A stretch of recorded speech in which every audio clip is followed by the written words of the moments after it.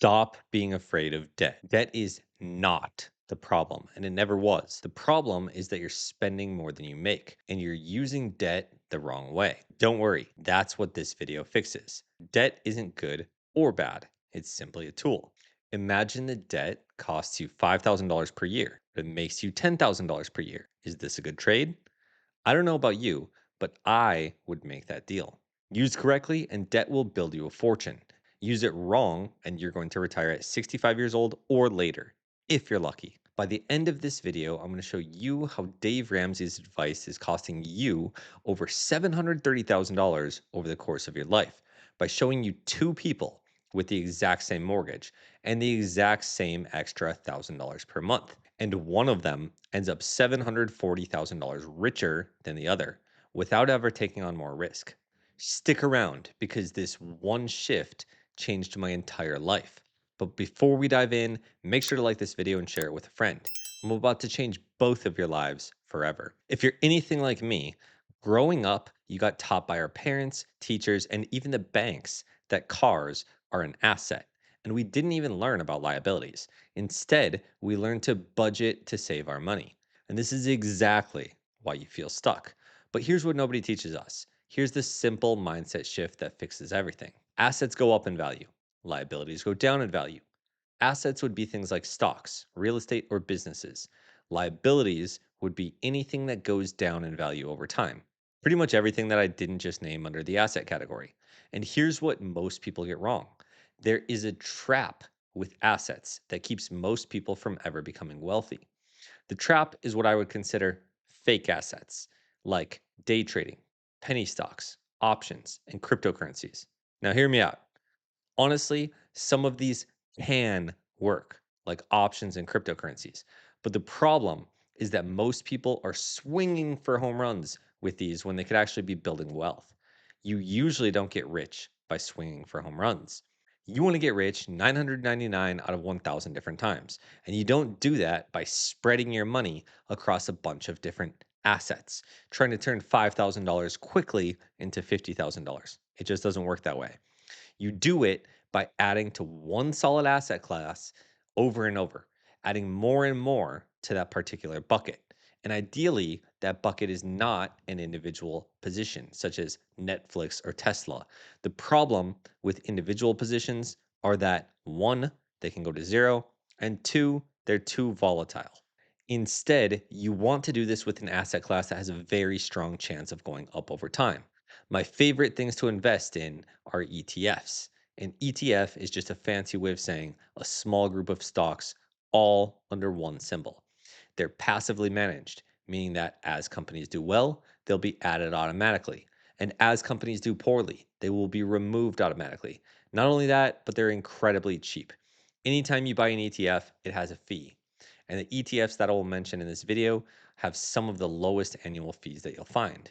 Taxes and fees are the biggest destroyers of wealth.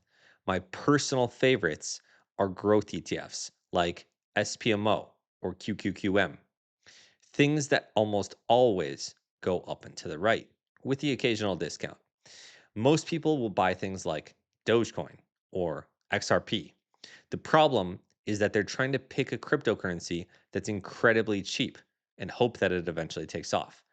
I think that people think of it like this is it's so cheap that I can buy thousands and thousands of shares for just a couple bucks. And it only needs to go up a little bit and then I'm rich.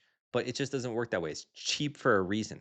Instead of doing that, here's what nobody teaches you about getting rich.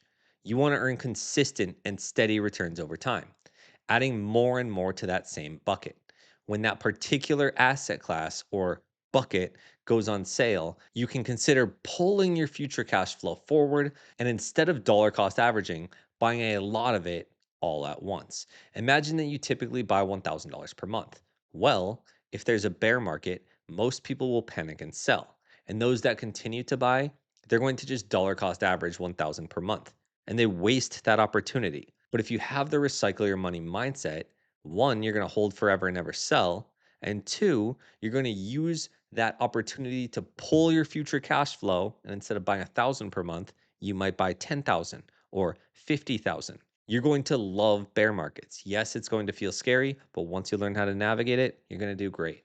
A few quick tips for you before we move on, because these have absolutely changed my life. And I want to provide you the maximum amount of value. But real quick, make sure to like this video. Would be that mainstream media will always tell you how important it is to diversify. Here's what most people get wrong: concentration builds wealth and diversification keeps it. I don't want very much of my money spread all over the place. Think of it like this: if you believe that something is likely to go up in value, why would you dilute those gains by spreading it across all of these different buckets? Now, I'm not saying buy DRAM, SMH, and SOXX. Those are too volatile for what I do. And I'm not saying diversification is bad, but if you're just starting out, what are you even diversifying? You don't even have any money to diversify. There's no point in diversifying $10,000 or even $100,000. Once you cross your first 500,000 or $1 million, you might want to start thinking about diversifying your money.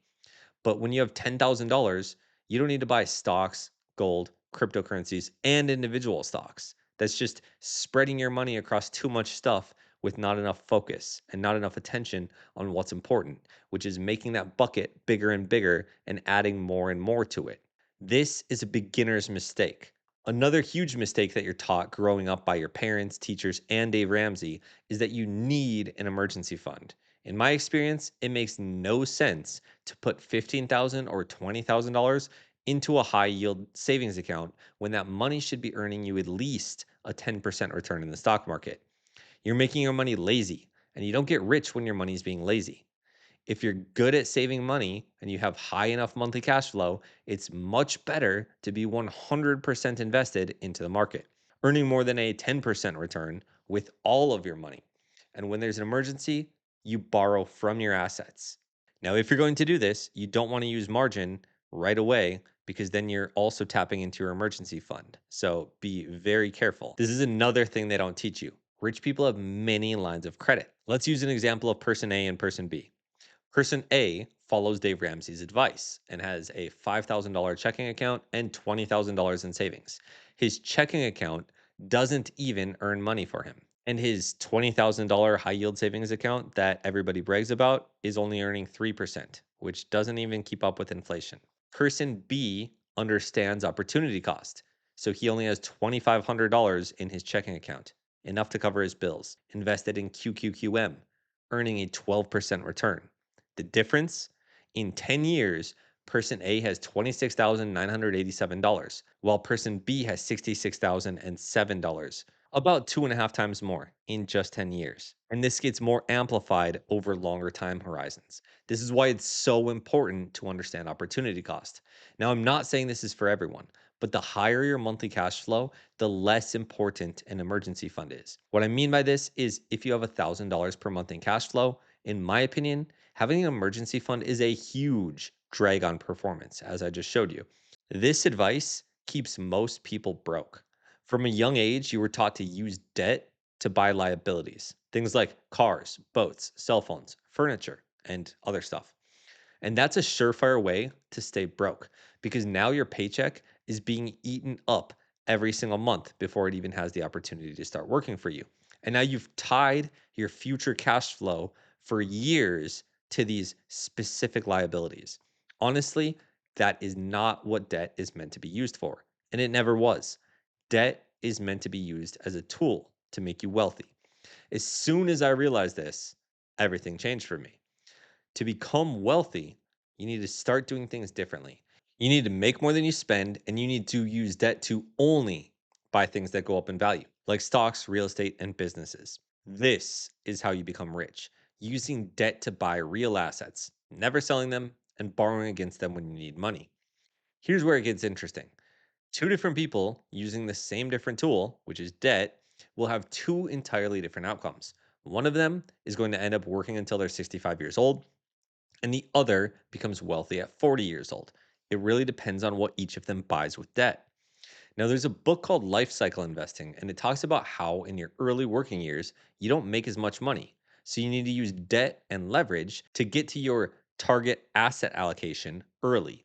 And why do you think that is? Well, if you have $100,000 at 25 years old, it's a lot different than having $100,000 at 40 years old. It is 15 more years to compound and grow for you. At just a 10% return, that $100,000 at 25 years old turns into $5.3 million by the time you're 65. Now, that same $100,000 at 40 years old only turns into $1.2 million. The problem with this is it's a lot harder to get your first $100,000 when you're only 25 years old because you're not making as much money and you didn't have as long to do so. So, then how do you do this? Debt. The school system, our parents, and Dave Ramsey all teach you to get out of debt. But you're never going to become rich if you're constantly financing a new vehicle, phone, student loans, your house, and then you're working to pay off that debt. It just doesn't work that way. You're not buying the things that go up in value over time. And that's the mistake. Once I realized this, everything had changed. At 25 years old, I read Rich Dad Poor Dad. And finally, everything started making sense to me. You should only ever borrow money to buy things that go up in value, like stocks or real estate. And personally, my favorite things to buy are ETFs. And my personal favorite ETFs are VGT, SPMO, QQQM, and mainstream's favorite ETF, VOO. The problem is that most people don't understand the goal of the game. The goal of the game isn't to get out of debt, it's to get out of debt and then use good debt to buy assets that you're never going to sell. And once I understood this, I stopped thinking like the Dave Ramsey crowd.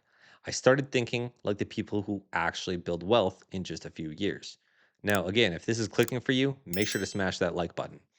There's another trap that everyone falls for, and you might not realize it until it's too late. There's one piece of good debt advice that even the responsible people are getting wrong, and it costs them a fortune and stops them from building wealth at a young age. Here's what I mean. Imagine this. You finally buy a house. Great move. Then everyone tells you the same thing. Pay off your house as fast as you can. Throw every extra dollars at the mortgage. Debt is bad. Here's another one. Did you know that if you make one extra payment a year, you can save 7 years off your mortgage? It's like, well, yeah, actually, I did know that. But did you know how much it actually costs you an opportunity cost to actually do that? And on the surface, it sounds smart to pay off your home early. But watch what happens when you run the numbers, because this is where most people are leaving hundreds of thousands of dollars on the table. Earlier, I promised to show you two people with the exact same mortgage and the exact same $1,000 per month. Well, let me show you how Dave Ramsey is actually costing you $700,000 with this one fatal mistake. Let me introduce you to two people. Same house, same loan, same income, same extra $1,000 per month. The only difference is what they do with that $1,000 per month. Both of them buy the same house, a $300,000 mortgage at 6% interest on a 30-year mortgage, and that monthly payment is about $1,799 a month for the principal and interest portion. And when you include property taxes and insurance, it's going to be $2,300 per month. Each person has an extra $1,000 per month to use. Let's start with person A. Person A hates debt. And since he never saw this video, he decides to be responsible and he applies all $1,000 towards the principal on his mortgage each month. And it works. He crushes that mortgage. Instead of 30 years, he pays off his mortgage in about 12 years. Now his house is paid off and he feels amazing. So from year 12 onward, he takes everything that he was paying, the old $1,799 principal and interest payment, plus the $1,000, which means he can finally start investing about $2,799 per month for around the last 17 years, earning a 10% interest. You can see his net worth climb right here, and you can see the amount of interest that he paid, trying to get rid of interest as quickly as possible. And then here under column C, you can see his investments. Now, by the time we get to year 23, he already has $588,000 and he's only paid $130,000 in interest. Great. And by the time we get to year 30, he has a $1.5 million stock portfolio and his $300,000 in home equity, bringing his total net worth up to $1.8 million. Not bad. And honestly, he's way ahead of most people. But watch what person B does. Person B understands opportunity cost and chooses to pay the minimum on his mortgage because he understands that he can easily earn a 10% return by just investing in VOO. Realistically, he can probably earn 15% a year or more, but that's a topic for another video. So person B just makes the minimum payment of $1,799. But that extra $1,000 per month, from day one, he invests all of it. You can see that in column H here. And he lets it compound for the full 30 years without ever selling a share. You can see here that person B has a little over $500,000 at just year 17, whereas person A was in that spot at about year 22 and a half. So maybe about 5.5 years later. And by the time we get to year 30, person B has a $2.2 million stock portfolio, about $739,000 higher than person A. And the thing is, yes, he paid more in interest. He paid about $250,000 more in interest, but his net worth is $739,000 higher just because he understands opportunity costs. Now, at year 30, person B also has a paid off house because his loan finishes right on schedule, but his stock portfolio is massively bigger. He has a $739,000 higher total net worth just because he understood opportunity cost. Same house, same $1,000 per month. Both own their homes free and clear, but one of them has $740,000 more in their stock portfolio. Let that sink in. Person A thought that he was doing the responsible thing by paying off his home early. But in reality, he didn't understand that every dollar that he paid towards his mortgage was only earning a 6% return, while person B earned a 10% return with those very same dollars. Would you trade the feeling of security for an extra $740,000? I wouldn't. That's the difference between being afraid of debt and understanding it. Person A's mortgage cost him 6%, but over long periods of time, the S&P 500 averages a 10% return. And the growth funds that I like to invest in, VGT, SPMO, and QQQM, have historically done way better than that. As long as the thing that you own grows faster than the debt costs you, the longer that you hold the asset and the debt, the richer that you're going to get because you get to keep the spread, the difference in interest rate between these two things. Imagine that you needed to buy a new pair of shoes because yours were getting worn out. And one day, the pair of shoes that you've been looking at was 40% off. Would you buy them? Of course you would. Then why wouldn't you do the same thing with something that you know is going to go up in value over time? Something like QQQM. By the way, over the last 18 years, QQQM has beat the S&P 500 for 14 out of 18 of those years. Not only that, but over that same 18-year time frame, it has doubled the performance of the S&P 500. Just saying. Now, if QQQM was down 40% from all-time highs, I would borrow as much money as I felt comfortable with, and I would buy as much as I could. Over the past 5 years, I've used debt safely as a tool to grow my wealth, and I've averaged roughly a 21% annual growth rate after accounting for the interest on that debt. Person A was in such a rush to kill his 6% debt that he didn't stop to think what it was costing him. Freedom. 6% debt feels expensive, but remember, you can average a 10% return by simply investing in the S&P 500. And here's where it gets even better because person B isn't done yet. He never has to sell those shares to access his money. When he needs cash down the road for a new roof, a car, or to send his kids to college, he can just borrow against his stock portfolio at low interest rates rather than selling. Let's assume that when he paid off his house in the last example, that he was 55 years old. Now, if he never sells, he has his $2,260,000 portfolio for, say, another 10 years. At just a 10% return, it turns into $6 million. That is the power of the recycle your money system.